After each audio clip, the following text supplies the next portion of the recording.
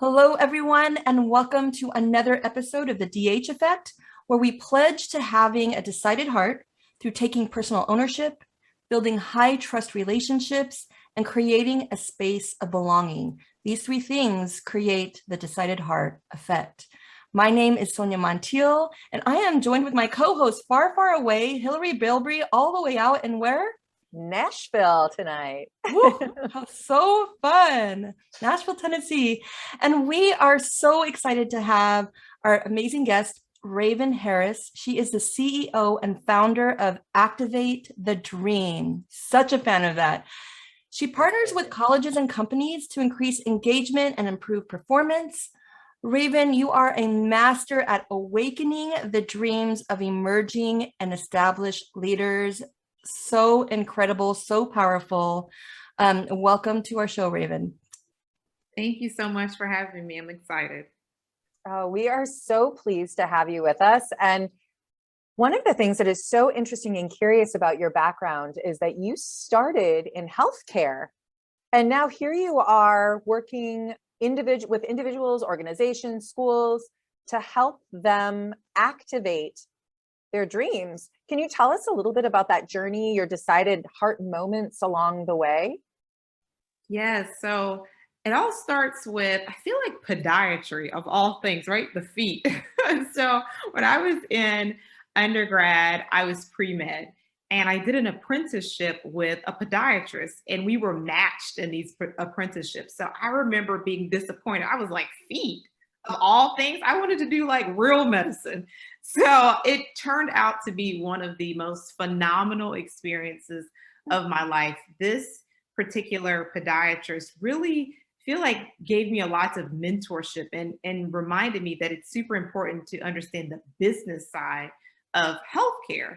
And so towards my junior year, I decided, I'm really not interested in being a physician. So I forego took taking the MCAT and I decided, you know what, I want to do healthcare administration. So I was like, great, a nice balance or marrying of the business side as well as healthcare. But I remember throughout my entire time in undergrad, I was a biology major. I was taking a lot of hard science classes, and I remember not enjoying them. I remember just being kind of annoyed, going through the motion. And I had a friend, and I feel like this was like foreshadowing like my future, as well as someone who really saw this even when I kind of took a blind eye towards it. She was like, you know why you hate mixing the chemicals?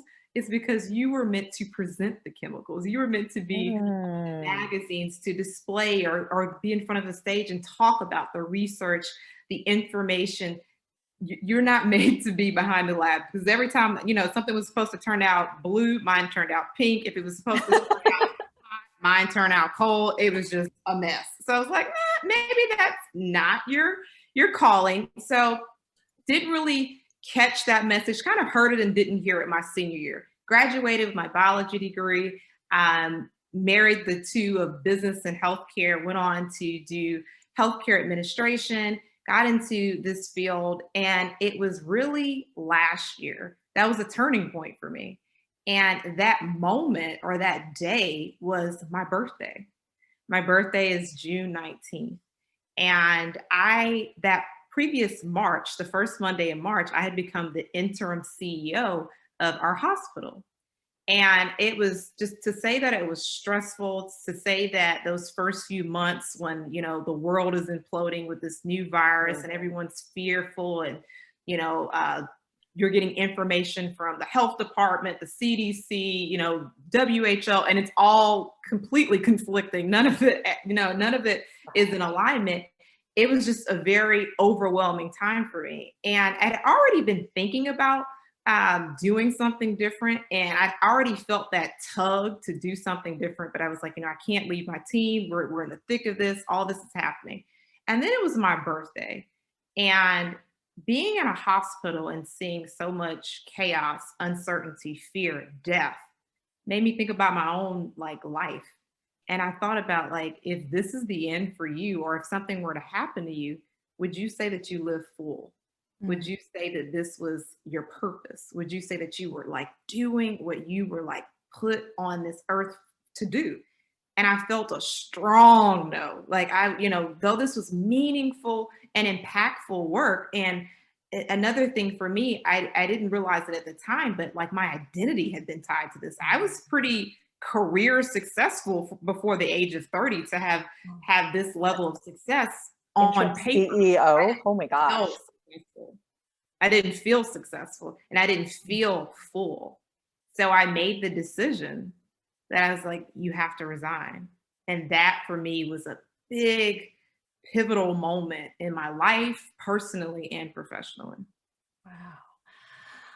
I'm just going to settle. I want a long pause, just kind of capturing all that. I'm in my mind, I'm thinking, wait, did you just say CEO interim for a hospital? And wait, you're under 30. And it was right in the beginning of, the pandemic and uncertainty. And then within the year, having this courage to say, so much courage is the alignment for me. This of all of it, the courage to even step into that role, to try to support a healthcare industry in a hospital, and then the courage to change, the courage to decide to do something else. On your birthday? It was my birthday that I made the decision. And then I had to, of course, put some things in place and plan and what's that move and what's that transition like. But it was my birthday when it became crystal clear for me that what I had to do and what next steps I needed to make. I have so on that decision making process, I'm wondering, I've been doing this research and thinking lately around the idea of what moves us to change. And so sometimes it is that feeling like it's listening to your body and your body is screaming at you. And sometimes it's the emotion of it. Sometimes it literally is putting it on paper. It's intuition. Sometimes those things are working together. How did you, if you think back to it, what helped you with that discernment? Was it a physical feeling? Did it go beyond that? I think it was a variety of things. I had a person who was a confidant that I reached out to and shared with them how I was feeling. And I'll never forget the words that they said to me. They said, if you don't do what's right for you, you'll be regretful and you'll resent yourself. So that stood out to me. Another thing is my values. So a lot of people, will say, what are your values? Maybe it's family, maybe it's wealth, maybe it's your faith, what have you. And I had never really zoned in on what are my core values, what's important to me. So I started doing that. And I think it's very interesting. And I feel like my cousin, whether he knows it or not, he had a lot of influence on me during this time. My cousin is a funeral home director. So we were talking about, we talk so much about life and death and, how are you making the most of every moment, maximizing the moment, the time we have here because of his line of work. And then in my line of work in healthcare.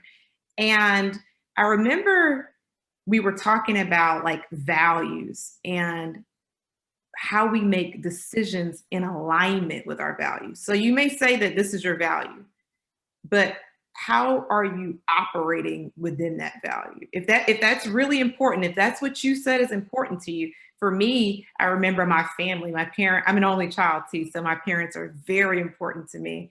And I remember being half across the country and, concerned about them. They are near 70 and just feeling like, I feel like there's a tug to make sure that they're okay and they're taken care of.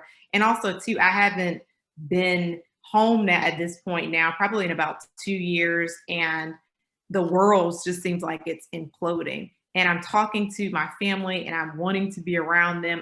I'm hearing of the things that they're going through.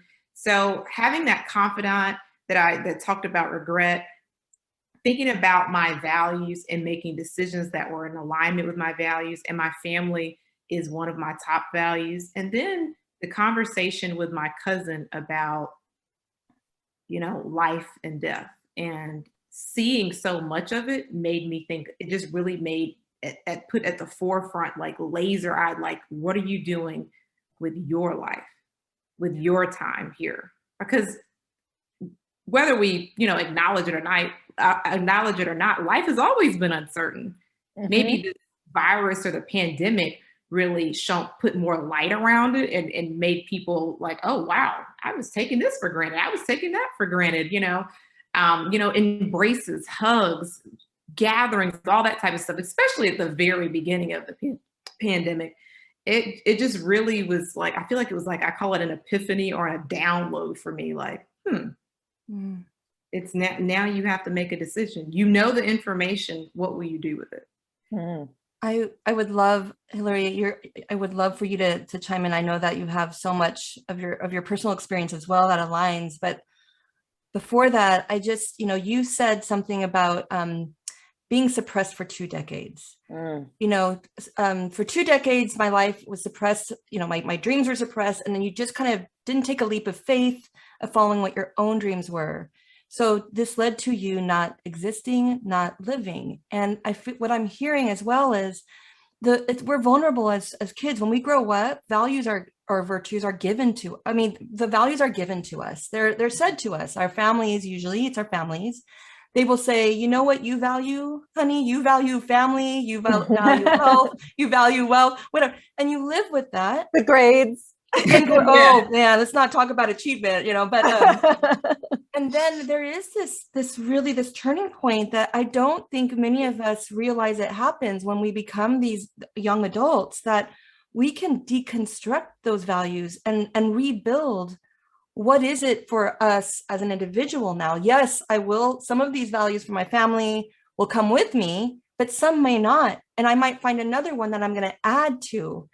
And perhaps when we call this self-discovery with the decided heart effect, we're redefining what our identities are. And then we're this new person. So Hilary, I know that you have something as well to add. Well, no, I just, I'm listening to you, and it's so important, that first step. I think it's so interesting. You did so many things that we've actually seen as being the way that someone does it to move and pivot in their life, right? Research backs it. The number one thing where you start with, and we call it virtues, values, who am I going to decide, not being passive in my life, how am I going to decide to show up? What am I going to decide is important to me? And then once you make that decision, really, I love the fact that you went to somebody who you trusted to be able to hear yourself and work through that and see, is this really where I want to go with this? How does this sound? How did this trusted person that I work with and know and love, how do they respond to it? Because they know me. And then when you see that recognition of like, oh yeah, then it's moving that into that place of activating your dream, as you would put it. So I love the path and the process that you have here. And I'm guessing that this is then shown up in the work that you do with your clients now. Absolutely. I'm finding, you'll hear the term like thriving and not surviving. And I used to say that, and now the thing that's really, I guess, impacting me most is fulfillment. I would say that from the outside looking in, people would think that, well, you were thriving, but I wasn't fulfilled. There was something missing. And the more I interact with people, talk with people, whether they be, a college student or an executive, people are really trying to find like, how do I have the most impact, the most influence, and do what I'm purposed to do? I believe that when we do what we're purposed to do, we perform at just a level that's incomparable. And I think that's across the continuum. And everybody's just trying to find like, okay, what's my thing? What's my niche? Why am I here? And I think that's like really the core to people. People want to know, how can I be at my personal best? And it's a journey, right? It's interesting, as we're on this podcast and recording, for me, what I've been doing, which has been, I would say interesting, yes, is like listening to podcasts that I was on at the top of the year. So in January, and seeing my own like personal growth. I think we're just all just trying to become better and better each and every day. And having support and guidance. And as we talked about, a close confidants, people who will give you the best knowledge or the best information and sometimes take the blinders off. I find that the skill set that I'm strongest with other people is where for me it's like that I have to continue to work on that. Sometimes we do things, I found also too, sometimes we do things so naturally that we discredit it. We're like, "Oh, you don't think, we don't even think anything of it." That happened to me recently where, I was trying to figure out, well, am I good at this? Am I good at that? Or is this something that's a skill set? Or, and, where do I fit in? And they were like, you do realize you do this, this, and this. Like, you wake up like that. Like Beyonce, you wake up like this. You wake up fabulous. Now that you mention it, yes. And they're like, you realize that those are your gifts and talents, but you do it so naturally, you discredit it. You don't even think anything of it. People like practice, and even like we think about public speaking, get sweaty palms and you're just flowing. And I was like, I never thought about it like that. So that's been interesting as well. Yeah. I say this over and over, that it's really hard to expand or elevate or lift without someone helping you, like needing that, we call it the companion like it's a mirror. Because if we're stuck in our own heads, we'll continue to say the same narrative that we've been saying. We don't know that there's a different narrative. But when we have that confidant, and Hilary, you're my confidant, Ditto, it's sister. that relay. And it's not only just a cheerleader, it's the push. It's sometimes like, hey, get out of there. Why are you stuck down there? Get up, And that's how we expand in ourselves, and that's where we call like, having these trusted relationships in our lives. Yeah. And it's so important that they are trusted too. I mean, I think that that's the key to what you're saying. So many people, Raven, feel like they have to do this on their own, and they're afraid. It's like they're so muddled up inside, and they lack so much clarity that they're afraid to even they don't even know what to say to someone. But you just have to start. And that's where coaches like yourself are so valuable, is to start to just talk. And it's not for someone, we're so used to someone actively telling us what to do, that it's a new experience. So we become passive, right? We become passive in our own lives, and going out and actually seeking the answers and being curious. And I love, we have a friend, Mark, who was also on the show, who's Ikigai. He does Ikigai. And he's like, keep a notebook, go and talk to people that you trust and say, hey, what do you think I'm good at? And then when you look at the list, what lights you up when you read? Like, I mean, I might be good at writing research papers, but it does not light up my heart, right? Like, that does not make me happy. But when someone says, wow, you can really read people's energy, I'm like, ooh, I love reading people's energy. That makes me so excited. So I'm going to do more of that. And you just continue to go down and make those decisions. You don't have to have it all figured out, but you just have to take that next right step. And I think what's powerful too is you are able to parlay it into your new profession. And it probably not a new profession. It's just a professional. You probably were always doing it, right? Just naturally. But I think what's so interesting is, we also don't, I feel like it's important to say we don't always need to find that fulfillment in our job. It's great if we do, but sometimes it is in our volunteering. Sometimes it is in cooking for your neighbor or whatever that is. I think don't be afraid, no matter how big or how small something is showing up on your heart, that is a real thing. What do you think, Raven? I completely agree. And actually, I think tying our identity to what we do is not necessarily healthy, because if that is stripped from us or taken away from us, or just changes or transitions, I realized like I had to, after I transitioned from my last role, like it was almost like a grieving process. Oh. And when I took the first few months trying to figure out, okay, what do I want to do? What does that look like? And people were like, oh, what are you doing? Or what are you working on now? And I used to could say, oh, I have this C-suite title, or I was doing this or do that, I felt like, huh, was that like ego that was attached to a title versus the impact that you make in the world? And another thing that you just said, Hillary, stood out to me. I remember when I hired my first coach, and I kept saying, oh, I just feel like I'm starting over. I'm starting from scratch. And she was like, change your language. You're not Mm, starting from scratch. What you're doing, you've already done. You've been doing it for years.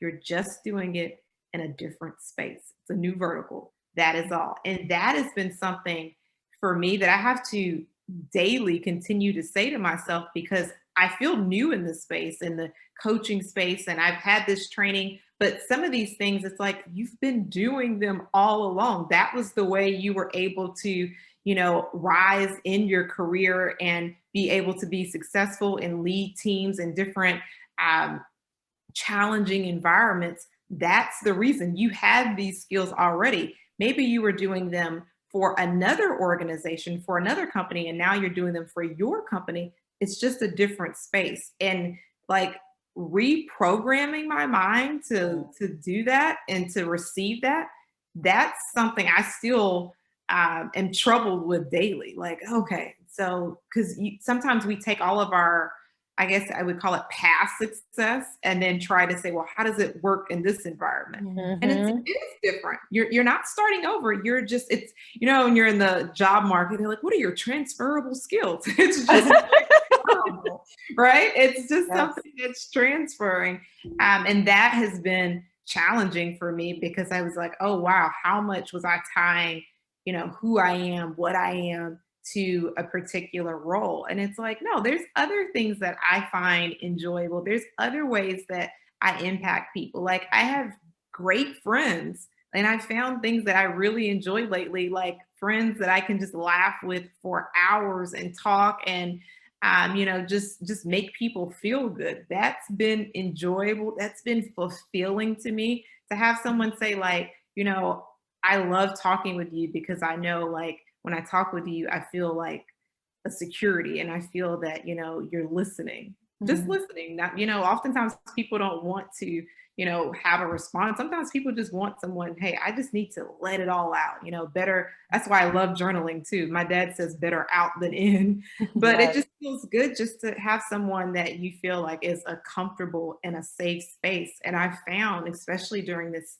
difficult season that we're in, that it's fulfilling to me to be that safe space, and for other people to allow to create that same space for me.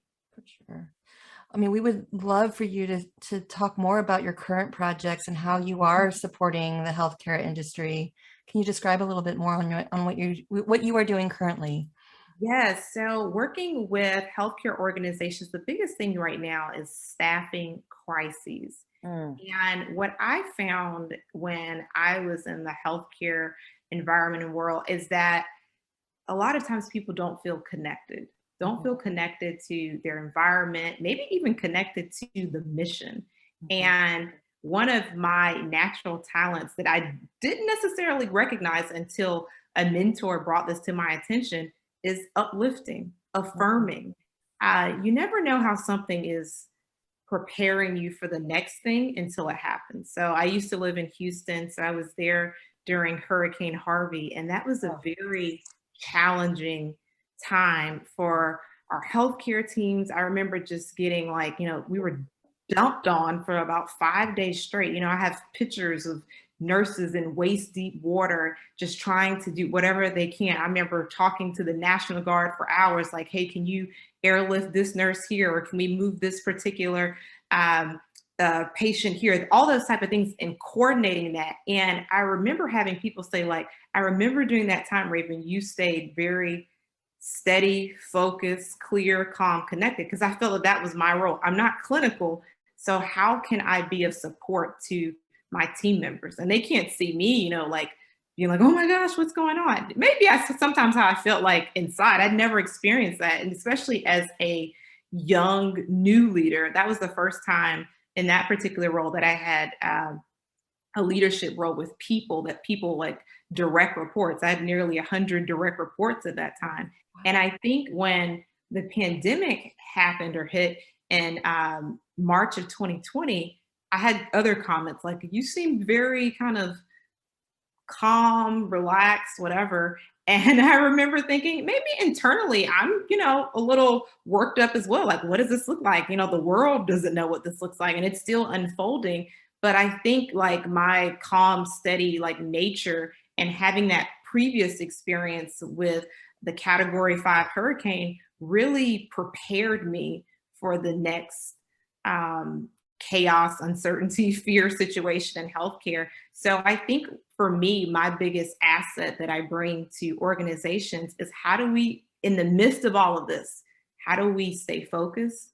How do we stay connected to the mission? How do we protect our people? No people, no patients. So how do we make sure our team members feel that they are valued, they are heard, that they're seen and they are appreciated? That is what makes people come back, no matter how fatigued, exhausted. This right now that we're experiencing feels like a marathon.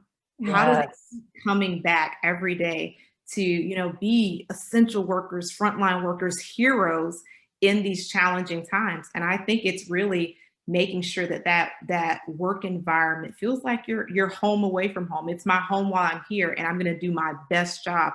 And I feel like that's my gift, really affirming people, hearing people, and making the necessary adjustments to make sure people feel like this is an environment that cares for me, that is protecting me, and that wants to make sure that I'm able to be in a psychologically safe environment and do my best work. And I think that's what our healthcare system needs to get back to. How do we make sure that our team members feel heard? They are tired, they are exhausted. And when you can't see the light at the end of the tunnel and you're like, when is this over? When is this ending?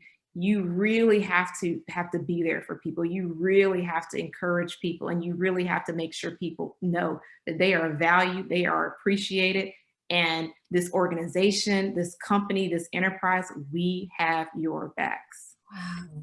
That's I'm about to burst because I hear so many things in what you're saying that are just resonating so much. You're speaking, Sonja, in my language so much. And what's interesting, there's two things in particular I would love to just put an exclamation point on from what you said, just so our listeners really sink into it as well and really hear it. And the first is, so what you're describing from yourself, Sonja and I call detached compassion, which seems counterintuitive, right? Like if you're detached, how can you be connected? But you're detached from the outcome and from the emotion and from the things that put you into a place where you're not able to respond and you react instead. So you detach from the outcome, but you still show up with compassion and understanding and forgiveness and the ability to hold that safe space. And so it sounds like your gift is that detached compassion, and it can be trained, but when it's a natural gift, it's absolutely beautiful, because for those where it's not intuitive, it becomes, it takes a lot of work, because a lot of us show up first with our reaction and then regret it later, right? You've seen that happen. So I just want to honor you for that. I think that is so beautiful, that that's such a natural quality of yours and so necessary and such a key component to not only being a great companion and coach, but also great for your own personal joy, because that's what allows you to have the ability to disconnect from the job and be able to be happy in your own life as well. The other thing that I really wanted to, I don't know if you've read the book, Leaders Eat Last. I'm in the middle of reading that. Yes. Okay. I see the head nod. And so you're really describing that belongingness, which is something that Sonja and I ascribe to too. She really sees it in college, like the number one, she's also a college admissions counselor, or college counselor. And so was a college admissions counselor, now a college counselor. And so if she, when the number one indicator, and I'll let her talk to it in a second here, is whether or not a student feels like they belong there. It's the same in an organization. It's the same in a family. It's the same in a friendship. And we've lost sight of, not only do we belong, but are we creating belonging? Are we creating safety? Are we creating a place where people want to be a part of it, and that they know that when they come there, they're going to feel loved, supported, lifted, heard, seen, all of those things that you were just talking about, and that they can grow there in a safe space where they don't have to worry about getting retaliation or, it just is, it's so, so powerful. So I'm really resonating. Sonja, did you want to add? Yes, a lot. No, not a lot, I promise. But I couldn't help but feel for the 100 people working, relying on you and depending on you, and to know that you can rely on leadership and depend on leadership. That takes absolute skill to do. And like Hilary kind of hit it, like that detached companionship really does build the trust, because you are steady, you are constant. And at the end of the day, what you do, because I'm sure at first it's like, oh my gosh, I'm a nurse, I'm going to be on a helicopter and I'm going to save lives. Okay, that feels good maybe from a certain point, and then the marathon doesn't end and then you get tired. So how else do you show up? I think to me, it's the belonging. Who has my back? I have these backs, I will, but who has mine? And that reciprocal like nature of a relationship, it is the power of belonging. It is the power of family. And ultimately what that stems for is it's love. That I love my job because I love the people I'm working for and the people who are working for me and the patients that I'm saving. That to me is this universal. And I just have to stick, like Hilary, what she's really taught me is the virtues, like the virtues are that you can always say for me, I am compassionate, I am resilient, I am patient. No matter where I go, that is what defines me. That is my identity. So I can always apply those things to whatever role or whatever thing I do, because if I show up in the most, in the strength that I have, that is where that positive impact happens. And I'm hearing all of those things from you, Raven. Right? I know. You're just, Raven, you're so speaking our language, and you're just an amazing light to have out there for the people that you're working with. And, I would love, we want her all day, right? I do. I know, all day, every day. It would be so wonderful. But before we close out the show, I would love, specifically, I love that you talk about activating dreams. And we can't go without hearing what it means to activate a dream. Yeah, so I guess I would say the genesis of that is when I was younger, I loved to perform. I love theater. I love the stage. I shared with you all a little bit offline that I am very introverted. So the time where I felt that I got to like express myself and really, be big, and it was on a stage, and to see people's faces light up, or to see people like locked in and listening and watching every movement, it gave me like that burst of like almost like a rush. And when I was younger, I said, okay, I want to be an actress. I want to make a career out of that.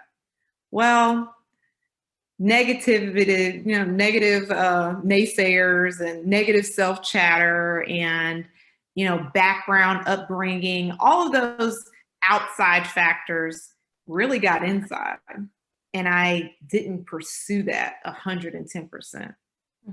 And felt like an emptiness. So like, as I felt like I always had a way of connecting with people when I was on a stage, whether it was with one person or with thousands watching. I loved that. I enjoyed that. I enjoyed pouring into people. And I felt that was missing from like my life for years. And I was, in healthcare, and I felt that I, again, was like playing almost like small, not being my full, authentic self, and that I had allowed like my dreams to go by the wayside. And when you are I was in a critical illness recovery hospital, and a lot of our patients were terminal. When you are seeing that, it's a reminder that, of the circle of life. And it just reminded me like, Raven, you still have those dreams. You still have those visions. You still have those goals. Are you going to die with them inside of you? And I believe a lot of people have what I call it that inner tug, that pull to do something more, do something different. I've always wanted to try this. This seems interesting. This seems cool. I'm like really good at this, and I don't know why. That they don't give themselves, as we talked about earlier, permission Mm-hmm. to explore that, because the what if I fail? What if I fall? What if it doesn't work out? People are going to laugh at me. I was in healthcare. Now I'm doing coaching, or I was in healthcare. Now I'm doing acting. What will people think? All of that, I call it lower self talking to you, us being concerned about, outside opinions. For years, I think I allowed that to really cloud me doing what I feel that I was purposed to do, to impact people through voice, to impact people, whether it be in an individual connection or in a group or an auditorium on a stage. And I felt that almost not only was I robbing myself, I was robbing other people of the change, the impact that I could have on their lives.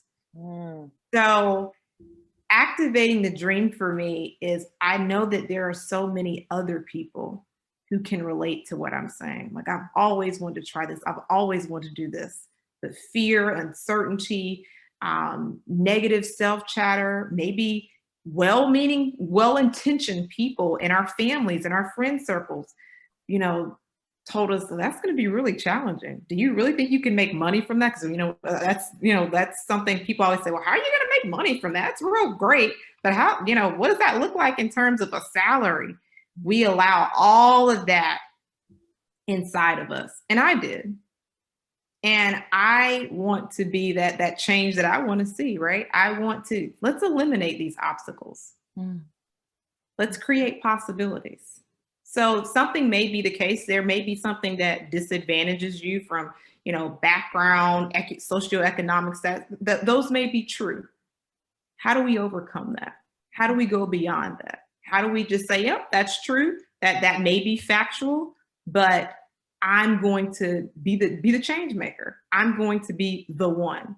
And I believe like I'm the one to show people that despite, whatever is maybe all the isms that may be working against me, I'm going to rise above that. I'm going to activate the dream that I have inside of me, and I'm going to help other people activate their dreams. Wow. Yes. I'm sorry. Wow. I'm like, yes. Raven, I just right now I'm just celebrating and thanking you, like the courage, your service, your compassion, the grit. You model it, and I can imagine that with every person or organization that you serve, you are going to inject all of those things just by being representing and living that model and those virtues. So thank you so much. I wanted to say, I know that, like, for me, like, I want to get more of you. How do our viewers and listeners get more of you? Where can they go to get all the things that you have to offer? The best way to contact me is through LinkedIn. I'm Raven M. Harris on LinkedIn. Also, my website is activatethedream.com. And I'm Raven M. Harris on all social platforms, Instagram, Facebook. But yeah, send me a message through LinkedIn and let me know that you listen to the podcast. Awesome. Oh, that would be fun. And we also will have all of those in our in the bio, in our description of everything too, in case but you all know you need a little more Raven in your lives. We all need a little more Raven in our lives. And yep, Sonja says so too. And on behalf of Raven, Sonja, and myself, I do want to say we're encouraging everybody out there to get curious, to think about how they want to show up in their lives, and to go on and activate their dreams. Have the courage to do it. She did it. She'll help you. We'll help you. We've got your back. We can be your wolf pack, right? We can create belonging, right, Raven? Absolutely. We've got it. We've got it. So thank you again, Raven, for joining us. Thank you all again for listening or watching from out there. Be sure that if you have not yet subscribed on whatever podcast platform you're listening to, or our YouTube channel, that you go ahead and do that, and then hit the little button to make sure you receive the notifications, because you don't want to miss episodes like this. They're life-changing. I'm telling you. So thank you again for joining us. And until next time, don't forget to live with a decided heart.